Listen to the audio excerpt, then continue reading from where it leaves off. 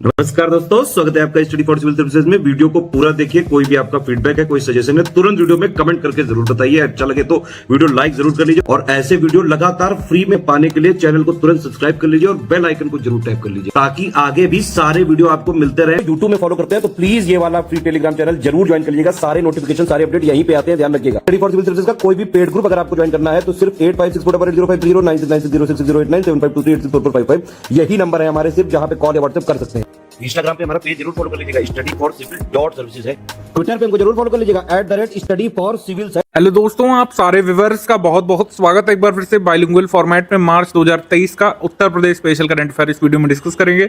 Generally ये video हर महीने की 5 तारीख को अपलोड हो जाता है। थोड़ी सी माफी चाहेंगे, यहाँ पर कुछ अधिक व्यस्तताएं थी। लगातार करंट अफेयर का पापा वीडियो भी तैयार करना था हमको। फाइनली ये मार्च वाला वीडियो है, नेक्स्ट मंथ से आपको वीडियो टाइम पर मिलता रहेगा। और अगर आप हमारा कोई भी पेड ग्रुप ज्वाइन करना चाहते हैं तो इन गिवन नंबर्स पर आप व्हाट्सएप मैसेज के माध्यम से अधिक जानकारी प्राप्त कर सकते हैं। मार्च 2023 मंथ के एग्रीमेंट सेक्शन को हम लोग देख लेते हैं।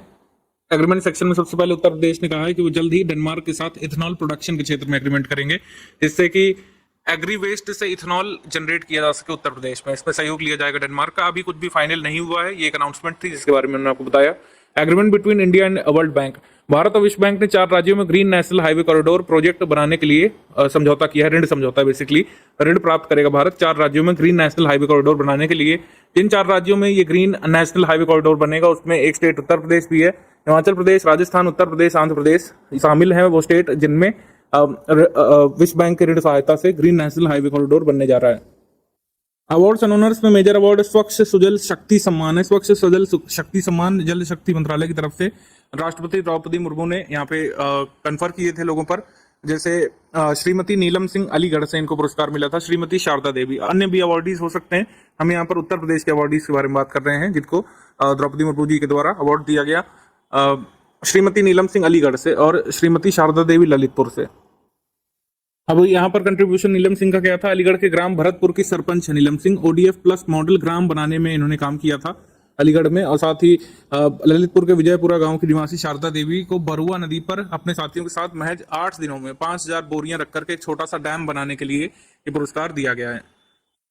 कैंपेन स्कीम इनिशिएटिव या फिर कुछ नई चीजें जो स्टेट में हुई हैं उसमें वाराणसी रोपवे प्रोजेक्ट बहुत जरूरी है। ये एग्जाम में आने लायक जो है न्यूज है, आपको पता होनी चाहिए। 24 मार्च के करीब प्रधानमंत्री मोदी जी वाराणसी आए थे। वाराणसी के स्वामी संपूर्णानंद संस्कृत विश्वविद्यालय परिसर में कई कार्यक्रम में शामिल हुए थे। कई परियोजनाओं का लोकार्पण किया, शिलान्यास भी किया। वाराणसी में दुनिया का तीसरा, वर्ल्ड थर्ड और भारत का पहला सार्वजनिक परिवहन रोपवे ये बनने वाला है।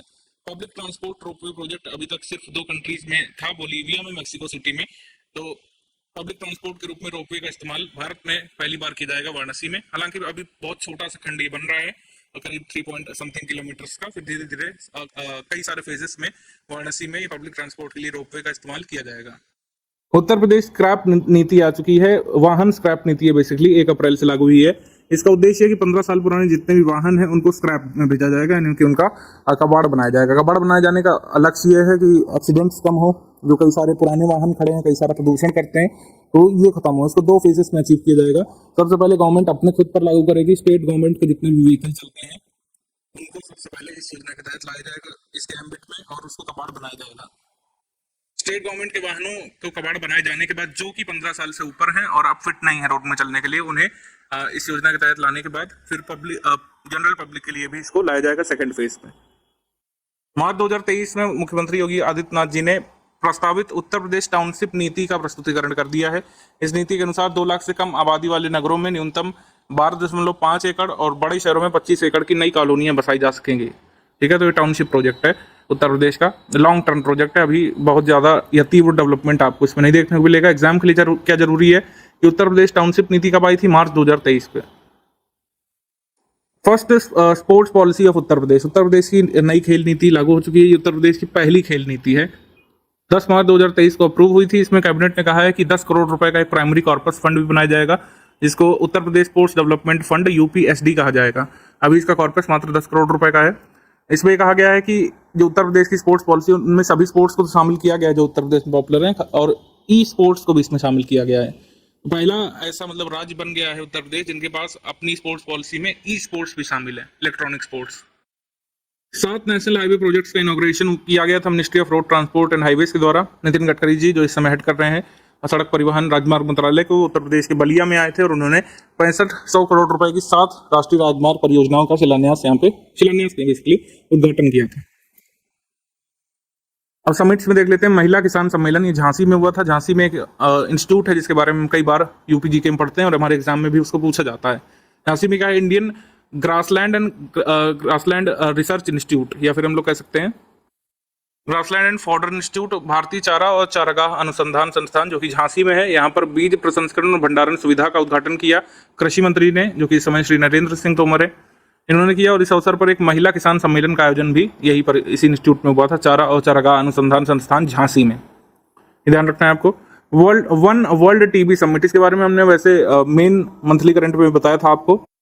वाराणसी में रुद्राक्ष कन्वेंशन सेंटर में ये समिट का आयोजन हुआ था। वाराणसी में राष्ट्रीय रोग नियंत्रण और उच्च रोकथाम प्रयोगशाला केंद्र की आधारशिला रखी गई। महानगर सार्वजनिक स्वास्थ्य निगरानी इकाई के स्थान का उद्घाटन किया गया। इसमें कुछ पुरस्कार भी दिए गए थे, जैसे कुछ प्रमुख कार्यक्रम संकेतकों के आधार पर परफॉर्मेंस बेस्ड पर कुछ राज्यों को और जिलों को रैंकिंग दी गई थी या फिर उन्हें सम्मानित किया गया था। राज्यों और केंद्र शासित प्रदेशों की श्रेणी में कर्नाटक को और क्रमशः जम्मू कश्मीर को, मतलब केंद्र शासित प्रदेश में जम्मू कश्मीर को सम्मानित किया गया, राज्यों में कर्नाटक को, और टीबी एलिमिनेशन के इंडिकेटर्स में अच्छा परफॉर्म करने के लिए नीलगिरी जो कि तमिलनाडु का जिला है टॉप पर रहा। पुलवामा यूटीज में टॉप पर जिला रहा टीबी एलिमिनेशन में। ग्लोबल टीबी एलिमिनेशन टारगेट 2030 का है, लेकिन भारत का महत्वाकांक्षी टारगेट है। भारत ने कहा है कि टीबी को एलिमिनेट कर लेंगे हम 2025 तक।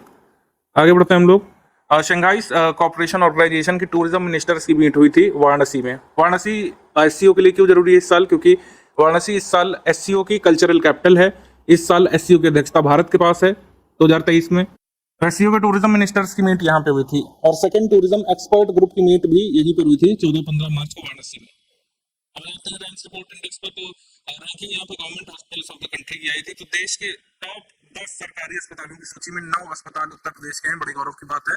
और एक जो बच रहा है वो छत्तीसगढ़ के रायपुर का अस्पताल एम्स है। टॉप पर इसमें अर्सला हॉर्समैन मेमोरियल हॉस्पिटल जो कानपुर में है, सरकारी अस्पतालों की श्रेणी में टॉप पर है। और अगर कोई कानपुर का इस अस्पताल में गया होगा तो वाकई में यहाँ पर काफी काम किया गया है, स्वच्छता से लेके और सुविधा से लेके काफी चीजें यहाँ पर बढ़ाई गई हैं। काशीराम जॉइंट हॉस्पिटल कानपुर ये सेकंड पर, LBRN हॉस्पिटल लखनऊ का थर्ड पर, तेज बहादुर सप्रू अस्पताल प्रयागराज का फोर्थ पर, बाबू ईश्वर शरण जिला अस्पताल गोंडा फिफ्थ पर। तो टॉप 3 यहाँ पर लर्न कर लीजिएगा, उतना ही काफी होगा। और टॉप 10 में से 9 हॉस्पिटल्स उत्तर प्रदेश के हैं, ये ध्यान रखिएगा। एक इंपॉर्टेंट सर्वे है, ये किसी प्राइवेट बॉडी ने नहीं किया था, स्वास्थ्य एवं परिवार कल्याण मंत्रालय के द्वारा ये रैंकिंग जारी की गई थी। बढ़ते हैं हम लोग आगे।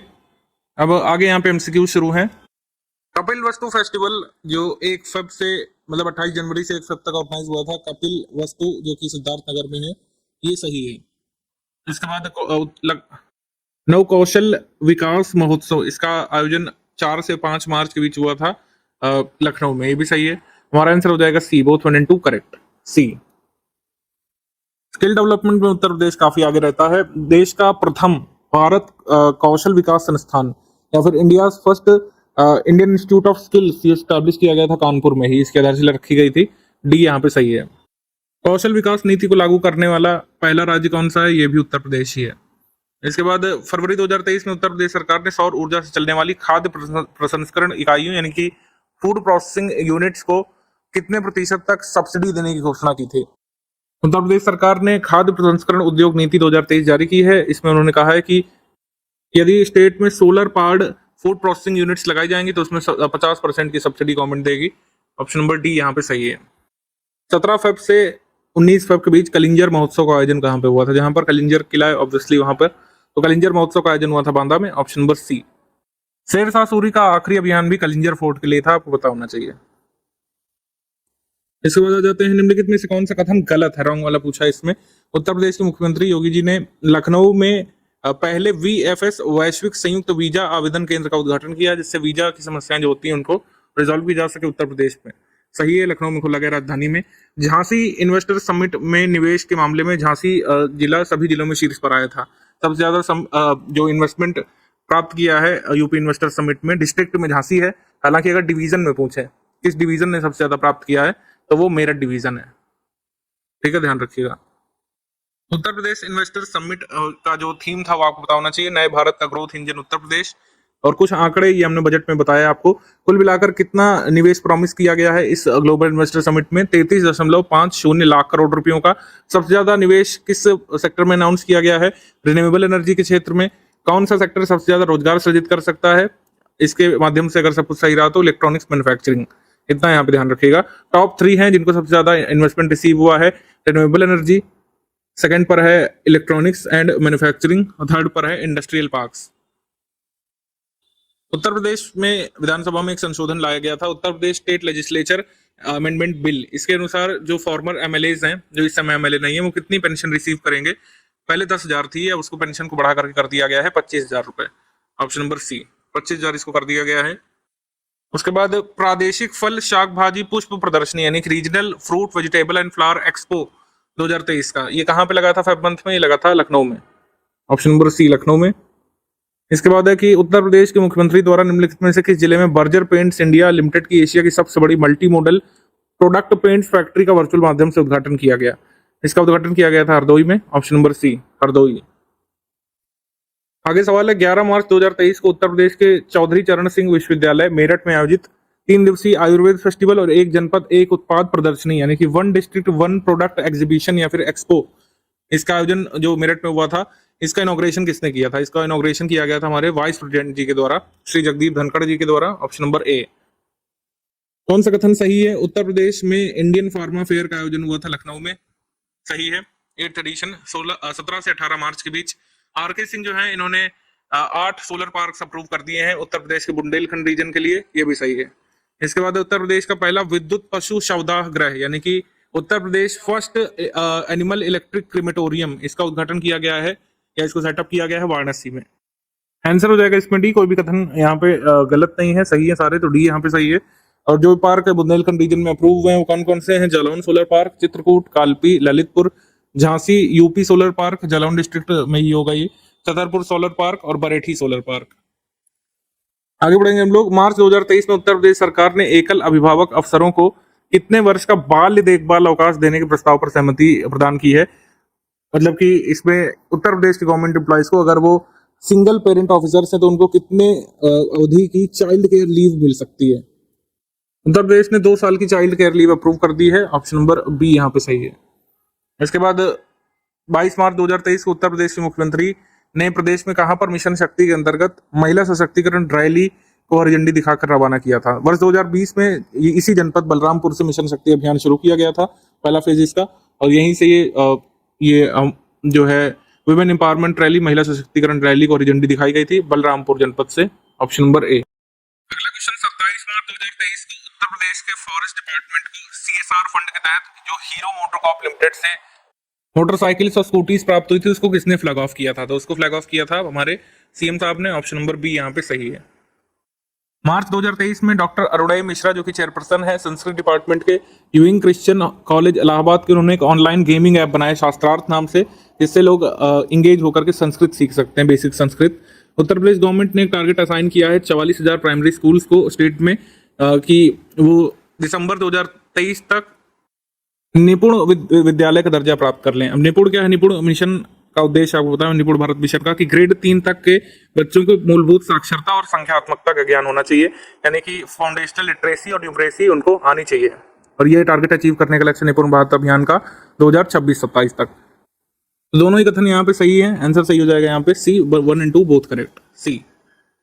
आगे मार्च 2023 में उत्तर प्रदेश के 5 शहरों में 5 बस अड्डों को एयरपोर्ट की तर्ज पर डेवलप करने का निर्णय लिया गया था। कौन सा एक शहर उन 5 शहरों के लिस्ट में शामिल नहीं है, आपको बताना है। तो इसमें कौन कौन सी शामिल है, इसमें जान लीजिए। लखनऊ का हवाई अड्डा, और कौशाम्बी का बस स्टेशन, गाजियाबाद का पुराना बस स्टेशन, आगरा का बस स्टेशन और प्रयागराज का बस स्टेशन, इनको एयरपोर्ट जैसी फैसिलिटीज के द्वारा, मतलब एयरपोर्ट जैसी फैसिलिटीज दे करके डेवलप किया जाएगा। इसमें कानपुर का कोई हवाई अड्डा शामिल नहीं है, आंसर सही हो जाएगा ए। अगला क्वेश्चन इसमें इनकरेक्ट बताना है, इनकरेक्ट कौन सा है। कैबिनेट मीटिंग में तय हुआ था कि 10 लाख फ्री टैबलेट और 25 लाख फ्री स्मार्टफोन यहां पर दिए जाएंगे Swami Vivekananda youth empowerment scheme के तहत। अगले 5 सालों में यूपी के स्टूडेंट्स को 10 लाख फ्री टैबलेट्स और 25 लाख फ्री स्मार्टफोन दिए जाने हैं। और ध्यान रखिएगा ये अभ्युदय योजना के तहत नहीं है, पहला स्टेटमेंट करेक्ट है। सेकंड स्टेटमेंट है 15,000 स्पोर्ट्स पर्सन जो कि डिफरेंट डिस्ट्रिक्ट में ट्रेन कर रहे हैं खुद को, उनको मुख्यमंत्री जन आरोग्य अभियान का लाभ दिया जाएगा, यानी कि 5 लाख रुपए प्रति साल का उनको ट्रीटमेंट दिया जा सकता है, कैशलेस फैसिलिटी मिलेगी स्टेट के द्वारा। तो यहाँ पर दोनों कथन सही है, 1 एंड 2 बोथ करेक्ट। ये स्मार्टफोन और टैबलेट वाला है, ये Swami Vivekananda youth empowerment scheme के तहत है, युवा सशक्तिकरण योजना के तहत, अभ्युदय के तहत नहीं है, ध्यान रखिएगा। अभ्युदय जरूर ऑप्शन में आपको मिलेगा अगर ये पूछा गया तो। मुख्यमंत्री आदित्यनाथ जी ने गोरखपुर जिले के भारत सेवा आश्रम संघ परिसर में एक स्मारक का शिलान्यास किया है। किस स्वाधीनता संग्राम सेनानी यानी कि फ्रीडम फाइटर की प्रतिमा यहाँ पर स्थापित की जाएगी। यहाँ पर स्वर्गीय श्री सचिंद्रनाथ सान्याल या सचिन सान्याल की मूर्ति लगाई जाएगी, आपको पता होना चाहिए। सचिन सान्याल की एक बहुत इंपॉर्टेंट किताब है, आपको उसके बारे में पता होना चाहिए, मॉडर्न हिस्ट्री में बंदी जीवन नामक उनकी किताब है, उनकी ऑटोबायोग्राफी बेसिकली। तो यहाँ पे सचिन सान्याल की मूर्ति लगेगी भारत सेवा आश्रम संघ गोरखपुर में। भारतीय रेलवे के द्वारा अपनी विशेष भारत गौरव पर्यटक ट्रेन के अंतर्गत गुरु कृपा यात्रा लखनऊ से कब शुरू की गई थी। गुरु कृपा यात्रा शुरू की गई थी 5 अप्रैल 2023 से, ऑप्शन नंबर ए यहाँ पे सही है। लखनऊ हरदोई में जो मेगा टेक्सटाइल पार्क स्थापित होने जा रही है उत्तर प्रदेश में, उसके संबंध में क्या सही है। 7 राज्यों में 7 अलग अलग नगरों में ये पीएम मित्र पार्क अप्रूव की गई थी। उत्तर प्रदेश से ये कहाँ बन रही है, उत्तर प्रदेश में जो जगह चुनी गई है वो लखनऊ और हरदोई के बीच है। 1000 एकड़ में 1200 करोड़ रुपए की कॉस्ट से डेवलप की जाएगी। इसको संत Kabir PM Mitra textile and apparel park नाम दिया गया है, ये भी सही है। इसके बाद है गवर्नमेंट ऑफ इंडिया यानी कि मिनिस्ट्री ऑफ टेक्सटाइल की तरफ से फाइनेंशियल असिस्टेंस यहाँ पर बेसिक इंफ्रास्ट्रक्चर इस पार्क का डेवलप करने के लिए 500 करोड़ रुपए की असिस्टेंस दी जाएगी, ये भी सही है। इसमें पूछा है इनकरेक्ट, तो कोई भी इनकरेक्ट नहीं मिल रहा है हमको, तो आंसर सही हो जाएगा इसमें डी, पीएम मित्र पार्क लखनऊ और हरदोई के बीच जो बन रही है उसके बारे में।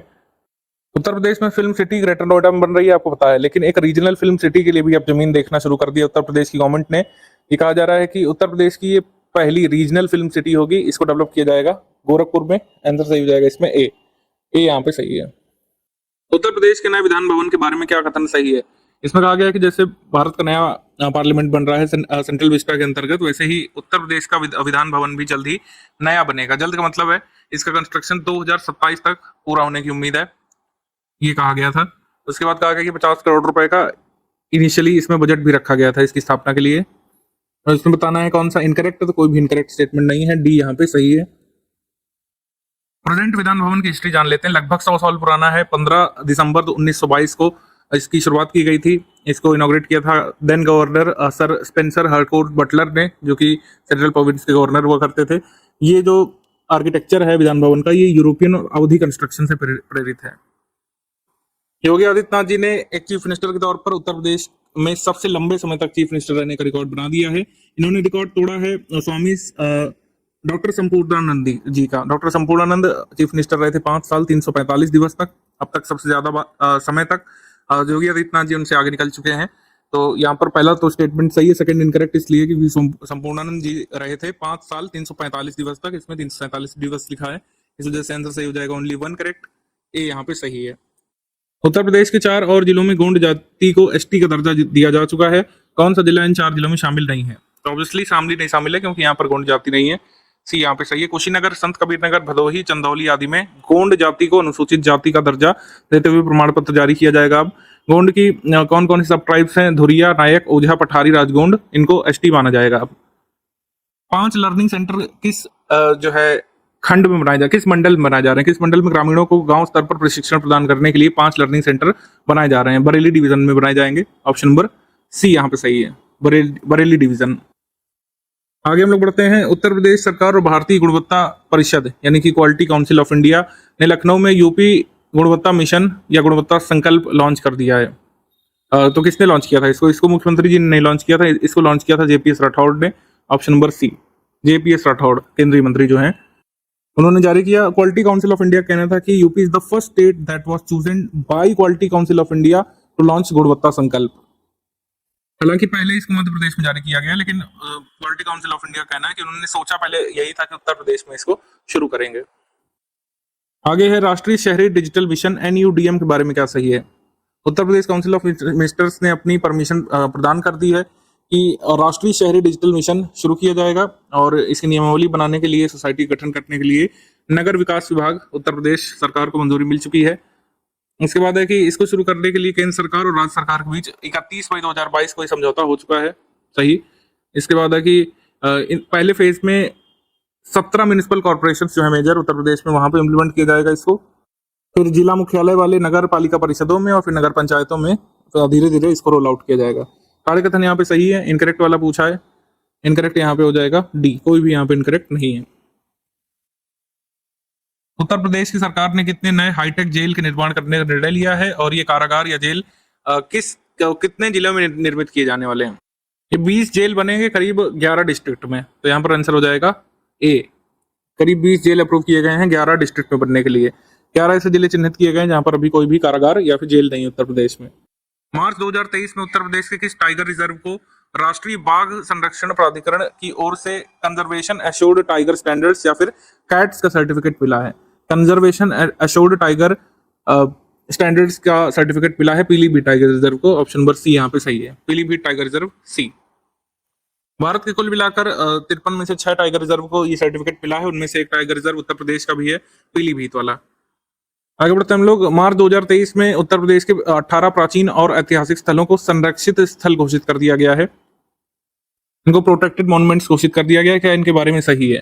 तो 18 स्थलों को और प्रोटेक्टेड मॉन्यूमेंट्स घोषित कर दिया गया है। 6 जिलों में मॉन्यूमेंट स्थित है। सही। और एंशिएंट मॉन्यूमेंट्स प्रिजर्वेशन एक्ट 1904 की धारा 3 के तहत इनको संरक्षित किया गया है, ये भी सही है। तो आंसर यहाँ पे हमारा हो जाएगा डी। सारे कथन सही है। मेजर जो आपको लर्न करना है वो ये आप एक बार देख लीजिएगा कौन कौन से संरक्षित किए गए हैं। कई बार यूपी जीके में ये मिलाने को आ सकता है ये मॉन्यूमेंट और उनके शहर को, कि कौन सा मॉन्यूमेंट किस शहर में स्थित है। मनरेगा मजदूरी अपडेट हुई है, तो मनरेगा के तहत उत्तर प्रदेश के श्रमिकों को 213 रुपए मिलते थे, अब कितनी रुपए मंजूरी मिलेगी? 230 रुपए मजदूरी मिला करेगी अब daily veg. Option number A यहाँ पे सही है। उत्तर प्रदेश के किस विश्वविद्यालय या प्रौद्योगिकी संस्थान के छात्रों ने मशीन लर्निंग वाला एक रोबोट डेवलप किया है? APJ Abdul Kalam technical university AKTU Lucknow ने बनाया है ये machine learning robot. Option number C सही है। 3 और 4 मार्च 2023 तक उत्तर प्रदेश के निम्नलिखित में से किस जिले में बाजरा महोत्सव का आयोजन हुआ था? यानी कि मिलेट महोत्सव कहाँ पर बनाया गया था? आगरा में। Option number D. Uttar Pradesh में होने वाले नगर निकाय चुनाव में पिछड़े वर्ग को कितने फीसदी आरक्षण दिया जाएगा? तो 27% दिया जाएगा। इसमें कोई छेड़छाड़ सरकार नहीं कर सकती है। और अब तो डेट्स वगैरह भी आज आ गई हैं, कैंडिडेट्स वगैरह भी अनाउंस कर दिए गए हैं। इसके लिए जो कमेटी बनी थी वो आपको पता होना चाहिए। दिसंबर के एंड में एक कमेटी अप्रूव हुई थी, उन्होंने कहा था 6 मंथ में अपनी रिपोर्ट देंगे। तो retired high court justice Ram Avtar Singh committee बनी थी उत्तर प्रदेश में लोकल बॉडीज में दिए जाने वाले आरक्षण की जांच करने के लिए। उत्तर प्रदेश के अनुसार राज्य में इलेक्ट्रिक वाहनों के संवर्धन हेतु कितनी अवधि तक का टैक्स छूट यहाँ पे दिया जाएगा? रजिस्ट्रेशन टैक्स में छूट कितने अवधि का दिया जाएगा? 100% अगर कोई इलेक्ट्रिक व्हीकल उत्तर प्रदेश में बाई करता है। जैसे मान लीजिए कि 15 ईयर का रजिस्ट्रेशन सर्टिफिकेट बनता है RC, उसमें 3 वर्ष की छूट देने का फैसला किया है उत्तर प्रदेश की गवर्नमेंट ने। तो ये छूट लागू होगी 14 अक्टूबर 2022 से 13 अक्टूबर 2025 तक का टैक्स यहाँ पे माफ किया जाएगा। 15 सालों के टैक्स सर्टिफिकेट में से 3 साल का टैक्स माफ हो जाएगा 100%। ऑप्शन नंबर ए यहाँ पे सही है। मार्च 2023 में किस वुमेन हॉकी प्लेयर के नाम पर एक मैदान का नाम उत्तर प्रदेश के रायबरेली में रखा गया है? रायबरेली में एक हॉकी स्टेडियम है इंडियन रेलवेज का ही, उसको कह सकते हैं हॉकी टर्फ का नाम बदल करके रानी रामपाल के नाम पर रखा गया है, जो कि इंडियन वुमेन्स हॉकी टीम की कोच हैं, माफ कीजिएगा कप्तान रही हैं। रानी रामपाल यहाँ पे सही है। उत्तर प्रदेश में इंटरनेशनल क्रिकेट के 2 स्टेडियम हैं, एक कानपुर में है ग्रीन पार्क स्टेडियम और एक लखनऊ कानपुर रोड पर इकाना है, आपको पता होना चाहिए। तीसरा स्टेडियम अनाउंस कर दिया गया है, जगह इसके लिए देखी जा चुकी है। वाराणसी में बनेगा तीसरा international cricket stadium Uttar Pradesh का, BCCI ने भी इसको अप्रूव कर दिया है। ये यहाँ पे ए सही है, वाराणसी। 2 मार्च 2023 को उत्तर प्रदेश की विधानसभा में विशेषाधिकार हनन के लिए सदन में कोर्ट जैसा माहौल बन गया था। कितने पुलिसकर्मियों को दोषी पाने पर विधानसभा अध्यक्ष ने विशेषाधिकार हनन की सुनवाई करते हुए 1 दिन की सजा सुनाई थी? तो सीओ और उनके 5 साथियों को कुल मिलाकर 6 पुलिस वालों को 1 दिन की सांकेतिक सजा सुनाई गई थी। आप जानते हैं कि जो स्टेट लेजिस्लेटिव असेंबलीज होती हैं उनको अधिकार होता है guilty of breach of privilege और कंटेम्प्ट ऑफ द हाउस, जो होते हैं पर्सन, उनको गिल्टी साबित करने के लिए ये अधिकार होता है। तो उसी अधिकार के तहत 6 लोगों को 1 दिन की सांकेतिक सजा सुनाई गई थी। उत्तर प्रदेश के मुख्यमंत्री ने बस यात्रियों के सफर को सुविधाजनक बनाने के लिए उत्तर प्रदेश राज्य सड़क परिवहन के टिकट बुकिंग और पैसेंजर फीडबैक ऐप यूपी राही को लॉन्च कर दिया है। यूपी राही कीवर्ड है। आपसे पूछेंगे कि उत्तर प्रदेश का जो टिकट बुकिंग या जो स्टेट रोड ट्रांसपोर्ट की फैसिलिटीज पाने के लिए जो ऐप है उसका नाम क्या है, यूपी राही। उत्तर प्रदेश की राजधानी लखनऊ के जनेश्वर पार्क में देश की सबसे बड़ी water screen water laser show का निर्माण किया जा रहा है। ये भी सही है, आंसर सही हो जाएगा सी, 1 and 2 बोथ करेक्ट। आगे देखते हैं कि उत्तर प्रदेश की गवर्नमेंट अनाउंस किया है कि वर्ष 2024 तक राज्य में कितने हवाई अड्डे हो जाएंगे। फिलहाल 5 हैं, ठीक है, इनमें से 3 संचालित हैं और 2 का कंस्ट्रक्शन चल रहा है, अयोध्या और जेवर नोएडा वाले का। 3 संचालित हैं, कुशीनगर, वाराणसी, लखनऊ इंटरनेशनल एयरपोर्ट में। और इसमें कह रहे हैं कि 21 एयरपोर्ट हो जाएंगे, इसमें 5 इंटरनेशनल वाले रहेंगे, 16 डोमेस्टिक एयरपोर्ट उत्तर प्रदेश की गवर्नमेंट खोलने वाली है छोटे छोटे डिस्ट्रिक्ट्स में, तो इंटरनेशनल 5 ही रहेंगे। बाकी टोटल नंबर ऑफ एयरपोर्ट्स उत्तर प्रदेश में 21 हो जाने वाले हैं 2024 एंड तक। यूपी ग्लोबल इन्वेस्टर समिट में कितना टोटल इन्वेस्टमेंट अट्रैक्ट किया उत्तर प्रदेश ने, ये हमने आपको बता दिया था पहले ही। ऑप्शन नंबर ए सही है, 33.50 लाख करोड़। उत्तर प्रदेश के मुख्यमंत्री जी ने निम्नलिखित में से किस जिले में रेशम कृषि मेला का उद्घाटन किया था। रेशम कृषि मेला का उद्घाटन किया गया था गोरखपुर में। Option number C, Gorakhpur.